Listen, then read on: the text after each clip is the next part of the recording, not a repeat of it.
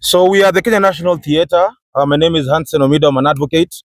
I'll proceed to read the press statement by the content creators who I'll read on behalf.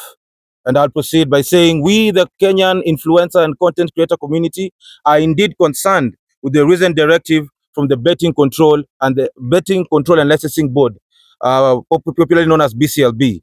So the ban that on the influencers from participating in betting adverts is not welcomed. We understand that there is need to protect the public, especially the underage. A blanket ban cannot be the solution. It is a blow to the creative economy and to the thousands of young people whose livelihoods depend on producing digital content. That move not only limits the creative space, but it leaves many people jobless and further questions the work of the digital media and fighting against the legitimacy of content creation as a profession. Let's be honest, social media has conquered advertising. Influencers are now the frontline modern marketing, and our interaction needs to be responsibly managed and not completely abolished. We respectfully ask BCLB to suspend the ban, sit down with us within 48 hours. We are more than willing to send representatives for a positive sit down and negotiate towards the model that ensures responsible advertising via age restriction content regulations. All we request is to be part of the dialogue. We practice cooperation, not isolation. As Proverbs 15:22 says, plans fail for lack of counsel, but with many advisors, they succeed.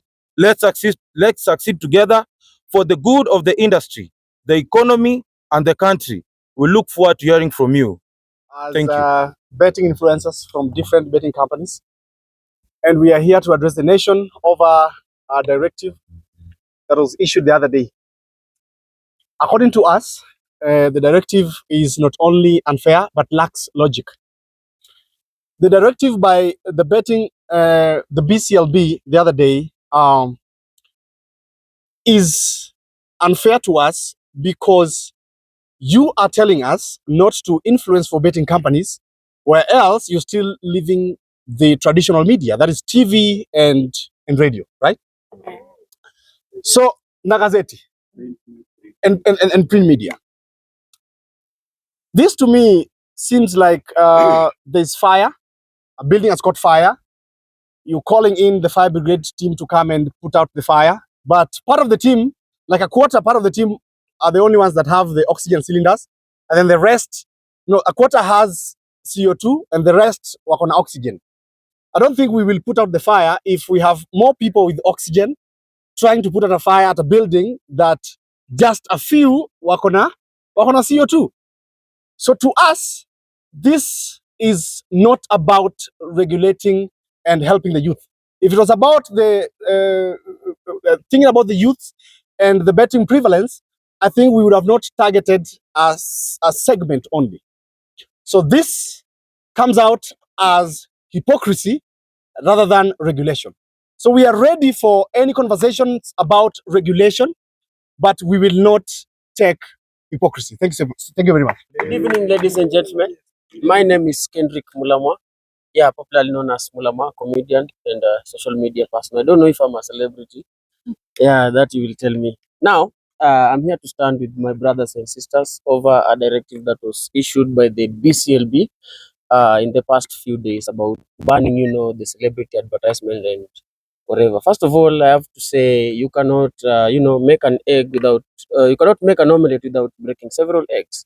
Yes, the betting comes with its own downfalls, but we can be used for the good. As influencers, we can also influence the people outside there, the gamers, on how to do responsible, gaming and responsible placing of whatever they are placing. So we can still be used for good because when you just ban like that and you leave other media, to do the same, even international companies are still advertising in our Kenyan soil and market because you can be online and get an advertisement from Uganda, from Tanzania, from wherever, pushing the same thing.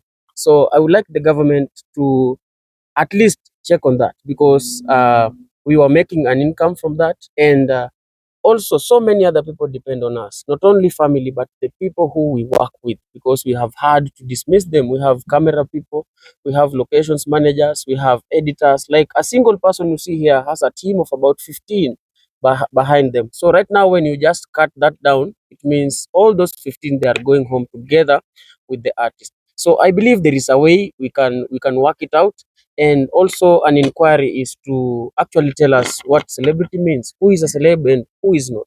Because there will be a boda guy somewhere wearing a reflector for a certain company. Is it okay for him to wear it? What if I do and I ride a boda also? Yeah, that's also something that we should get a directive from. So I think every rose has a thorn, but there is a way we can come to an agreement on how it can be done moving forward, kwa sababu sigara bado iko Kenya, si ndio? Lakini pale kwa packet imeandikwa nini? Inadhuru afya yako, sio? Tuna pombe bado tuna influence, we have several companies, we are working for them, but imeandikwa hapo vizuri, kunywa na uangalifu. Imeambiwa kama una influence pombe fulani, post saa 8, post jioni, post hivi na hivi, like there is a directive for that. If we can come up with one now for gaming, it could be better rather than scrapping everything off, because these companies, they have stood with us for the longest. They have been there. Some of us here have foundations that these gaming platforms, they give us a lot of support. Kuna watu wamepata uniforms hapa, wamepeleka kwa their villages huko, vijana wanachezea mpira. Kuna watu wamepata mipira hapa. Kuna watu tumechimba visima with some of the companies all over, all around. So there is so many ways that we can still work with those platforms without necessarily pushing the negativity to the youth and the underage. And also another directive to the government is, you should check out for the illegal sites. Don't just issue licenses, BCLB licenses to everyone out there, because there are some people out here, they just come up with a website, unashtukia tu ina run, hata ujika iko registered, umeona? So vitu kama hizo ndo zinapoteza mayouth. Zingine hata mtu ana win hapatiwi. So before you issue a license to anybody, make a thorough scrutiny about who are these people, where are they from, are they legit, are they promoting responsible gaming?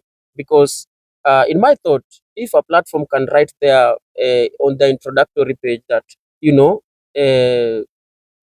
uh, place your bets responsibly or game responsibly, I think inaweza kuwa ni kitu poa sana kwa kila mtu, and they should come up with a way that kuna place mtu anaweza funga account yake, let's say for 30 days, 6 months, 1 year, depending on how they are feeling. So inaweza kuwa poa sana, at least if we look it that way. So for me, I would like the matter to be rechecked again, and to put the correct directive from the BCLB and the government. If it's about taxation, then it's not kubali. In fact, we have been remitting for all the seasons. So ni hayo tu ya kusema kwa sasa, and thank you to BCLB, thank you to the government. I know you will hear our plea and come up with something tangible. If everybody here posts about responsible gaming, then I think youth now wataipata vizuri. Tukienda hizo magame, tukienda hizo ma CSR nini nini, tukiongea na wao, tukicreate forums za kuwaongelesha, because if the damage has been done, then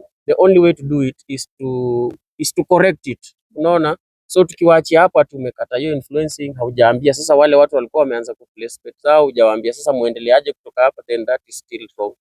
And also they are still getting the advert from the radios, from the print media, from whatever sources, except from the so-termed celebrities. Then I think we have not healed the cancer itself. Tumetoa tu several parts, so we can check on that. Thank you so much. And Good evening, everyone. So my name is Mayoyo. That is my stage name, and it is quite unfortunate that this ban occurred, and it has really affected us as content creators.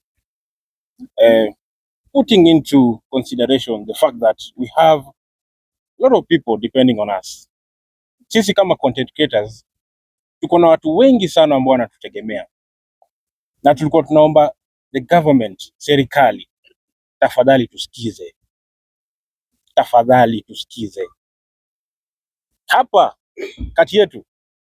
Hivi hatuwezi sema tumeumia sana, na very soon hii Nairobi hatuoni tukika, tunarudi ushago, kwa sababu many of us depend on this marketing gigs, ndo at least tulipe rent, tusaidie wazazi wetu. Personally, I run a foundation. Sijui watoto nalipia school fees itakuwaje. We are really stressed. So we really want the government, we plead with the government to listen to our cry. Tafadhali. Thank you so much.